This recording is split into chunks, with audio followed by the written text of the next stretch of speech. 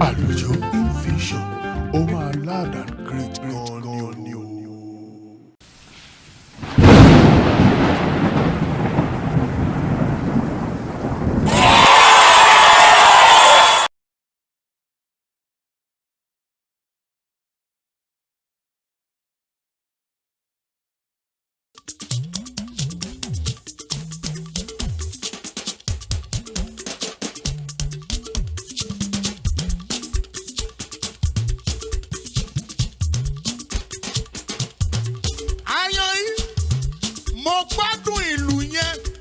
Second Sunday la wà inú January àánú la rí gbà àánú ni lù lẹ́ẹ̀kan sí. Alágbára bí yàrá ẹ̀yà Júdà kìnìún dé ẹ̀yà Júdà. Olúwa ṣé o ó kà wá yẹ lónìí adúpẹ́ Ọlọ́run ìfẹ́ Ọlọ́run ayọ̀ Ọlọ́run tá a kìkì tá ò lè kì tán Ọlọ́run tá a sọ nípa rẹ̀ tá ò lè sọ tán. Ọlọ́run tó ń jẹ́ agbọ́májà ajàmájẹ̀bi òpábídà sọ́bí jíre. Jésù alágbára ńláńlá tó jókòó lórí ìtẹ́. Ẹ wo adé orí ẹ̀, ẹ wo adé orí bàbá mi. Atọ́faratì ògbéni níjà kẹ́rù oko níjà. Àìkú, àìrí, àìdíbàjẹ́. Ọlọ́run tó ń tẹ́ gbogbo ayé lọ́rùn. Ọlọ́run tí ò jẹ́ kí Sátánì ó fi ìyà jẹ wá. Olúwa ṣé o, Olúwa ṣé o, Olúwa ṣé o. We are grateful. We are grateful for seeing this month of January again, second week in the month of January 2025. Àánú ni kì í ṣe gbogbo èèyàn lórí àánú ìgbà Olúwa ṣé o. Àyàn túlù kíní yẹn again. Alágbára bí yàrá ẹ̀yà Júdà kìnìún dé ẹ̀yà Júdà.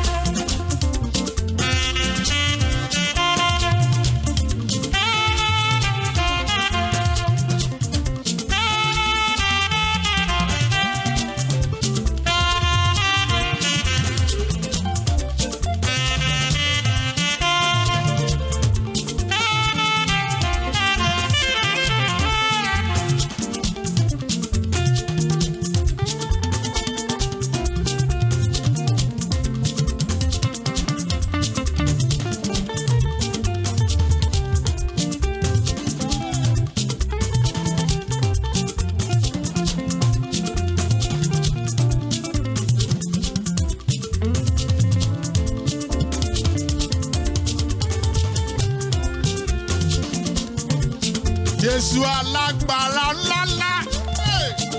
Jésù alágbára ńláńlá.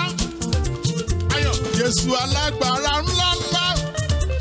Jésù alágbára ńláńlá. Ó jókòó lórí ìtẹ́. Ẹ wá dé orí rẹ̀. Ẹ wá dé orí bàbá àgbà. Jésù alágbára ńláńlá. Ọlọ́run tó jókòó lórí ìtẹ́ tí a kò lè rọ̀ lóyè. A máa ń rọ ọba ayé lóyè. Wọ́n tiẹ̀ ti rọ oríṣiríṣi ọba ayé lóyè. Wọ́n ti lé ọba ayé ìjáde kúrò nínú ààfin. Ọlọ́run tí a kò lè lé jáde nínú ààfin ni. Ẹ wo adé orí ẹ̀. Ẹ wo àwọn àgbààgbà mẹ́rìnlélógún tí wọ́n ń kí bàbá, tí wọ́n ń sin bàbá, tí wọ́n ń yin bàbá.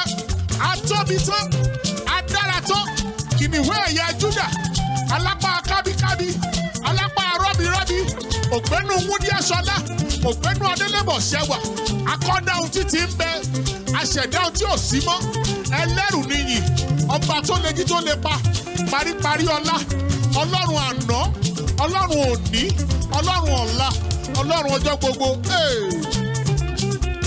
Jésù o Jésù alágbára ńláńlá Jésù alágbára ńláńlá Jésù alágbára ńláńlá Jésù alágbára ńláńlá ó jókòó lórí ìtẹ́ ẹ wá dé orí rẹ̀ ẹ wá dé orí bàbá Jésù alágbára ńláńlá.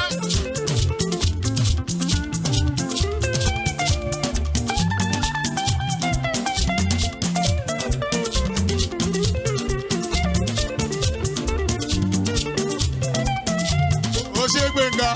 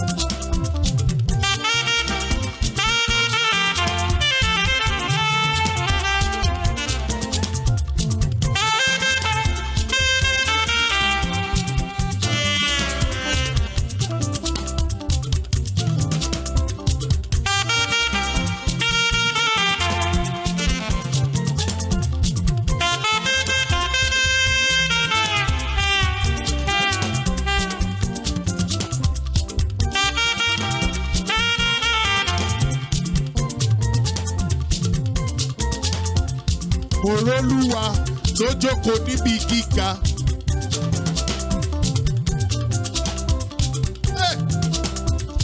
Olúwa tó jókòó níbi gíga.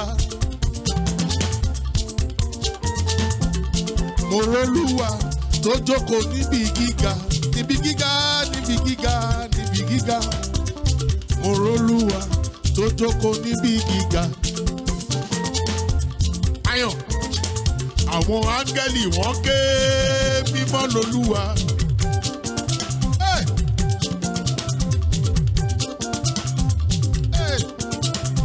Àwọn áńgẹ́lì wọ́n ké mímọ́ lolúwa. Àwọn àgbààgbà mẹ́rìnlélógún wọ́n ké mímọ́ lolúwa. Yes, there is no day, there is no night. 24 elders. Wọ́n sọ mímọ́, they keep saying holy holy holy. Ọlọ́run tó jókòó lórí ìtẹ́. Olúwa o ṣé o. Mo r'Olúwa tó jókòó níbi gíga. Mímọ́ lolúwa o. Mímọ́ lolúwa. Ọlọ́run mi o ṣé o. Mímọ́ mímọ́ lolúwa. Mímọ́ mímọ́ mímọ́ o. Mímọ́ mímọ́ lolúwa. Mímọ́ mímọ́ mímọ́ mímọ́ mímọ́ mímọ́ mímọ́ lolúwa. Ẹ wálé ẹ wálé ẹ wálé. Ògo ni fún Ọlọ́run lókè ọ̀run. Mo tún wí lẹ́ẹ̀kan sí ògo ni fún atófaratì atóbájayé elétí gbóǹgbàròyé lókè ọ̀run. Ẹlẹ́rù níyìn ọba gbogbo ayé Ọlọ́run tá ò lè rọ̀ lóyè. The only God that knows the beginning from the end. the God that knows the end from the beginning, the Holy One of Israel, the God that is far bigger than what we are calling him. Aiku, Airi, Aidibage. Lord, we are grateful.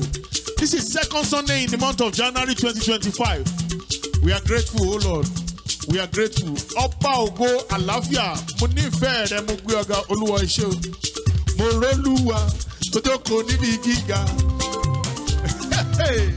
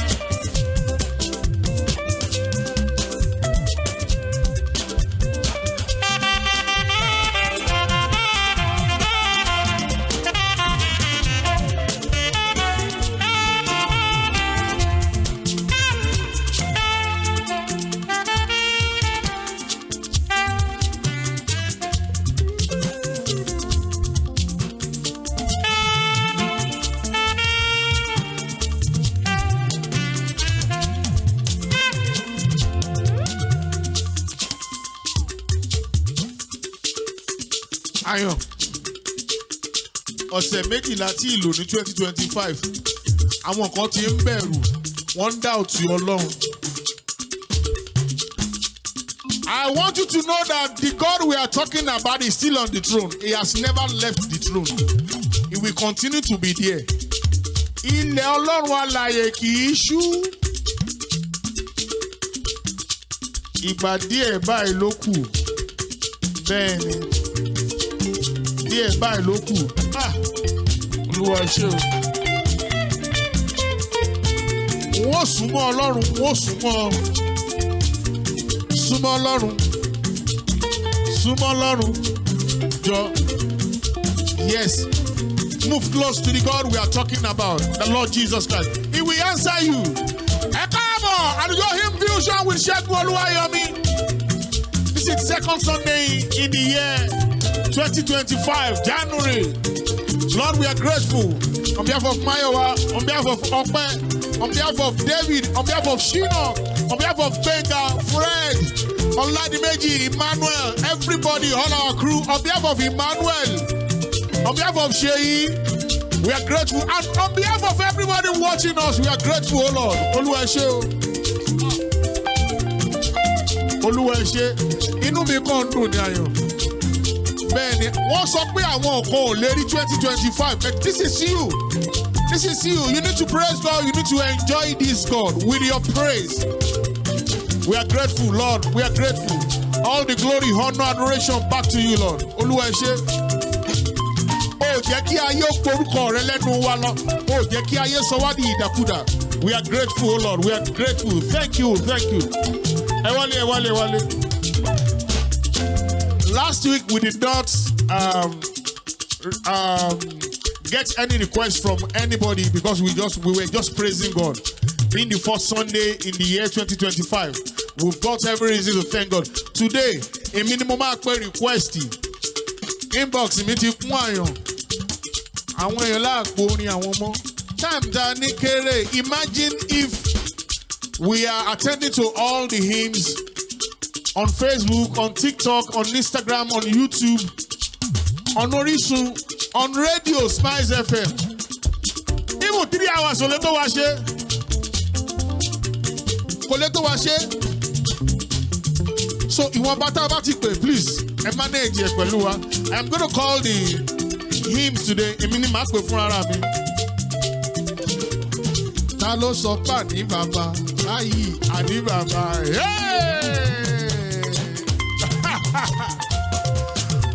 Ayérayé ṣé o. Ok, èmi máa pe orin lónìí, èmi ni màá pè. Mo gbádùn yín bó ṣe lọ yẹn o.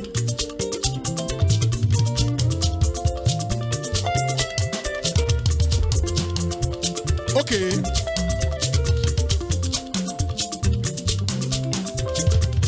Ọláníyàn Benjamin, ẹ yọ̀ nínú Olúwa yọ̀. Ọláníyàn Benjamin, ẹ yọ̀ nínú Olúwa yọ̀.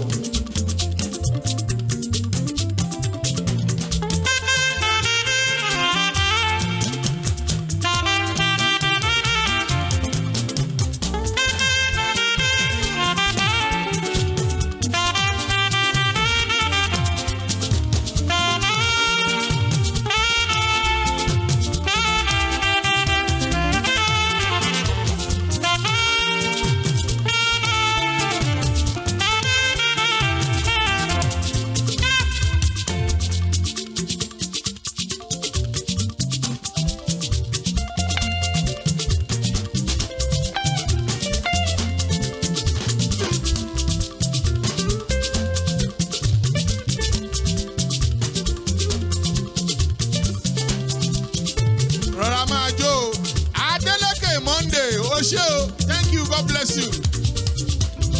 Thank you so much. Prophet Rufus A.O. Jésù ní balógun ọkàn nínú ọdún tuntun yìí. Ẹ má jẹ́ kí ẹ̀rù ó bà yín kí àyà ó fò yín.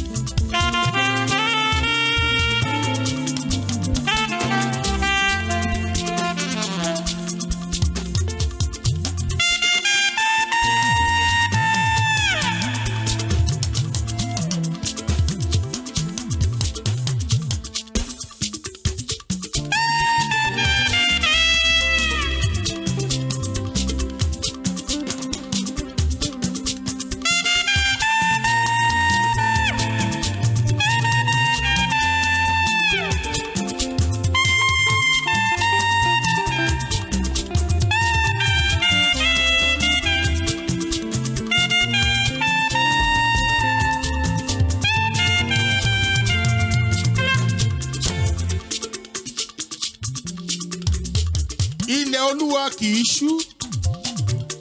Àyàn yẹn ní ara ò gbúdọ̀ ní mí, èmi ò gbúdọ̀ rí nira, ìran ọ̀gẹ̀dẹ̀ ìsunkún àti ìdè ara ò gbúdọ̀ ní mí.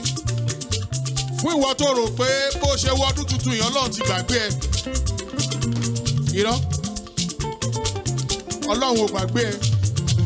Ọlọ́run sì máa ṣe ọ̀sẹ̀ kejìlá wáyé. He will still do it. Bẹ́ẹ̀ ni, sórí tí Ọlọ́run ò bá tí ì dé kò ì dé nìyẹn. Tó bá ti dé ó ti dé nìyẹn. A máa tó wọ rédíò tí Ọlọ́run ò bá tí ì dé kò ì dé. Tó bá ti dé ó ti dé nìyẹn. Olúwa ó ṣé o. Hey, Don Cash, ó ní ká play You Are Yahweh. Hey, You Are Yahweh. You are Yahweh.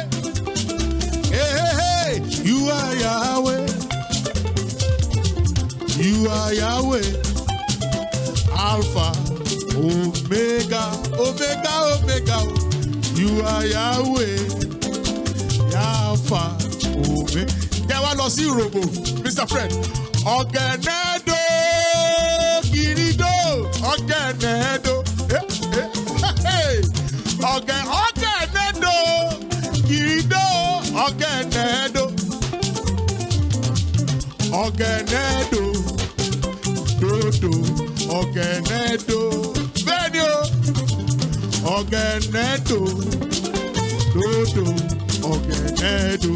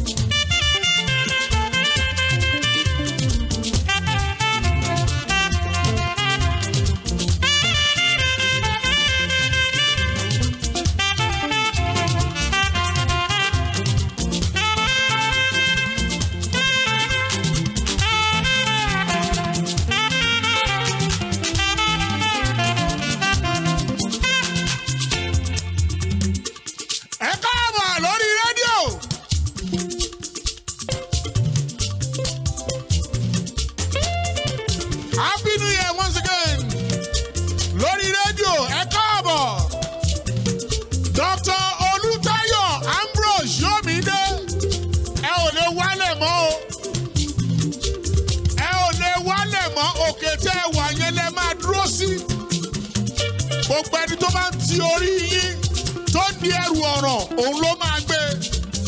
Torí Olúwa lẹ gbójúlé o. Thank you so much, Dr. Oluwayomi Ambrose Somide.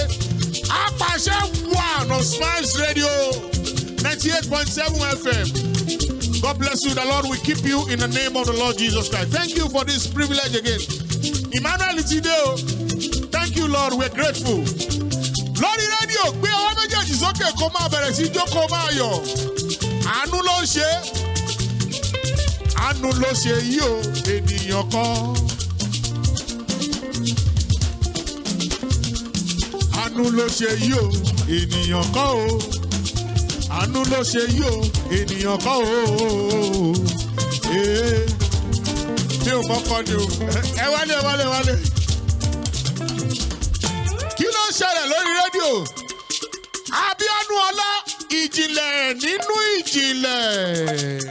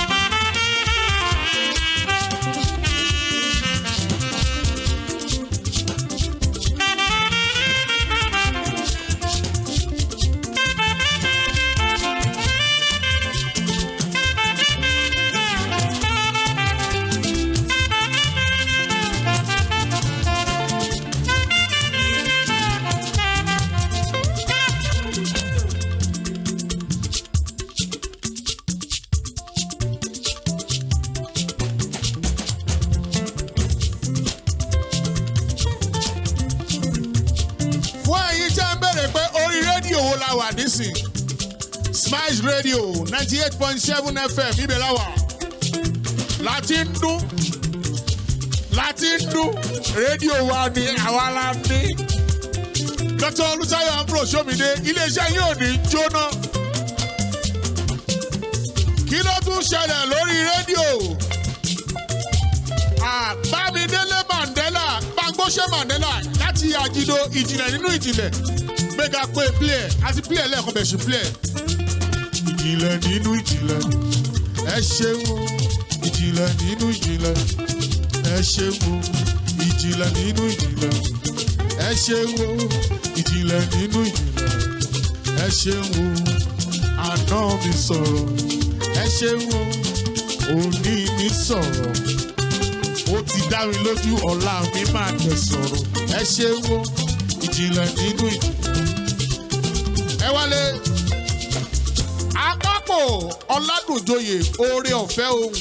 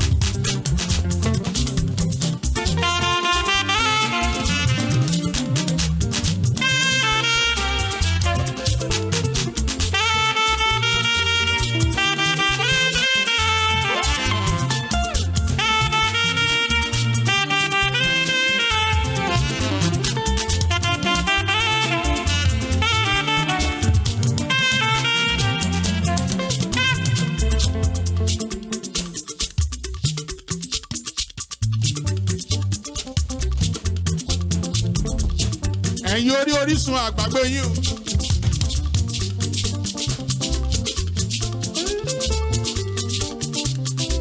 Okay. Oyèdèjì Heritage JJ má kọjá mi olùgbàlà. Sórí Ọlọ́run sì máa ṣe ọ̀sẹ̀ kejìlá wà nù January. Ní sùúrù àyàn bá a fìlì sọ fún ọkàn ní sùúrù Ọlọ́run máa dáhùn sọ pé ní sùúrù. Ní sùúrù ní sùúrù Ọlọ́run sì máa ṣe má kọjá mi olùgbàlà.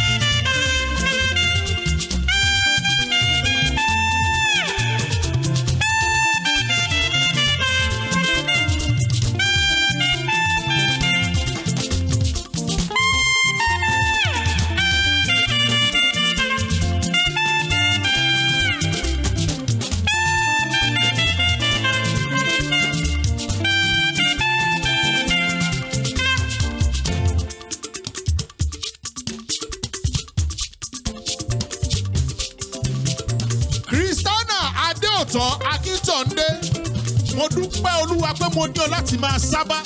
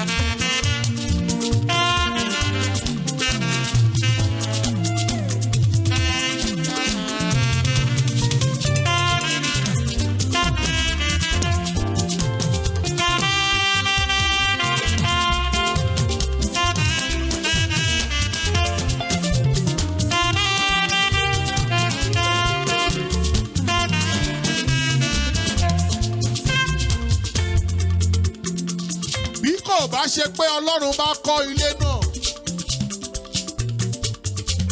àwọn tó ń kọ́ wàhálà lásán ni wọ́n ń ṣe. Ó yá pílẹ̀ Gbénga pílẹ̀. Ọlọ́run àgbáyé, àwọ̀ ni orúkọ rẹ̀. Ìwọ la gbọ́kàn wálé, má ṣe jẹ́ kó ojú ó ti wá. Bẹ́ẹ̀ni o, ìwọ ni Alpha àti Omega. Ẹ wálé. Christiana Ike Philip ní gbogbo ọ̀nà ẹ ṣé.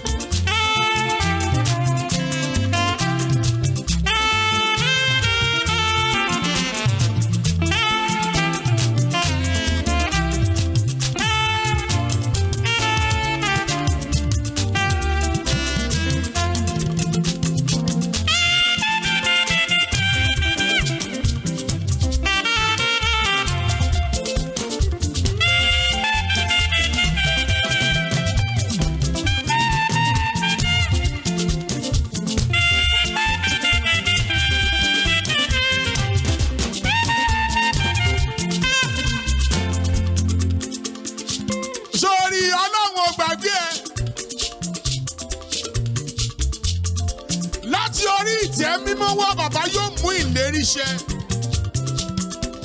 Àánú ni o, Olúwa ṣé o, Olúwa ṣé o, Olúwa ṣé o. Goodness, Olúwa ṣeun ayọ̀ ọlá, Ọlọ́run bàbá lọ́lá ká tó máa lọlé.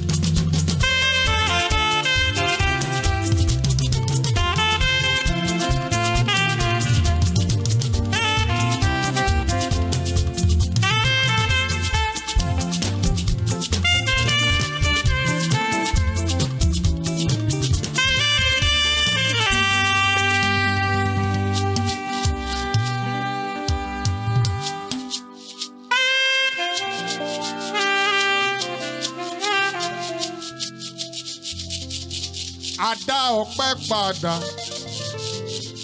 sọ́dọ̀ ẹni tó lọ́pẹ́ o. Àwa wá dá ọpẹ́ padà sọ́dọ̀ ẹni tó lọ́pẹ́. Thank you for joining us today. Bẹ́ẹ̀ni o ṣé Gbénga. Thank you for joining us today. See you next week by God's grace.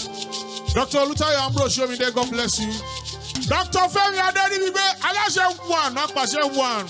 Orísun, ẹ ò ní sọnù. See everybody next week by God's grace. Tí Jésù bá fa bíbọ̀ ẹ̀ sẹ́yìn, àwa la máa wá, ẹ̀yin la máa bá, ẹ ó máa rí wa lórúkọ Jésù. See you next week by God's grace. Ó dàbọ̀.